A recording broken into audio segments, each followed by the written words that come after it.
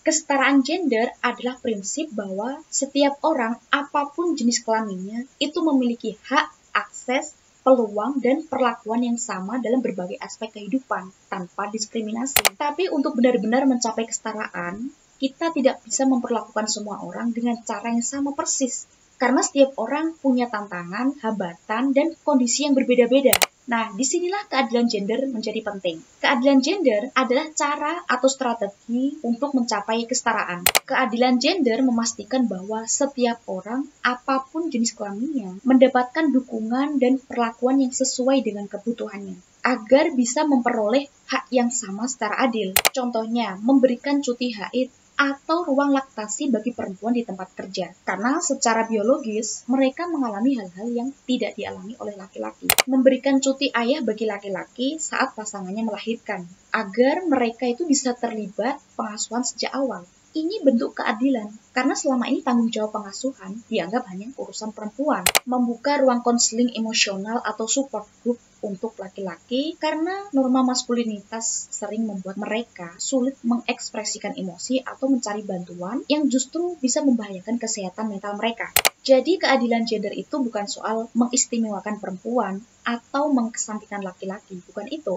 Tapi bagaimana setiap orang, baik laki-laki maupun perempuan, mendapatkan dukungan yang sesuai agar bisa hidup lebih setara dan bebas dari diskriminasi. Lalu kenapa dalam kajian gender lebih sering disebut kesetaraan gender daripada keadilan gender? Karena kesetaraan gender adalah tujuan utama dari perjuangan gender. Istilah kesetaraan gender juga lebih kuat secara politik dan hukum. Karena istilah kesetaraan gender menekankan bahwa setiap orang berhak mendapatkan perlakuan dan kesempatan yang sama tanpa diskriminasi. Sementara keadilan gender lebih sering digunakan untuk menjelaskan langkah-langkah konkret menuju kesetaraan gender itu. Jadi kesetaraan gender adalah tujuan dan keadilan gender adalah jalan untuk mencapai tujuan itu. Artinya apa? Ya kalau kita cuma lihat kesetaraan gender secara permukaan tapi tanpa memperhatikan kondisi yang berbeda pada diri setiap orang, hasilnya justru bisa nggak adil. Misalnya di sebuah keluarga, ibu biasanya bekerja dari pagi sampai sore, entah itu di kantor, di ladang,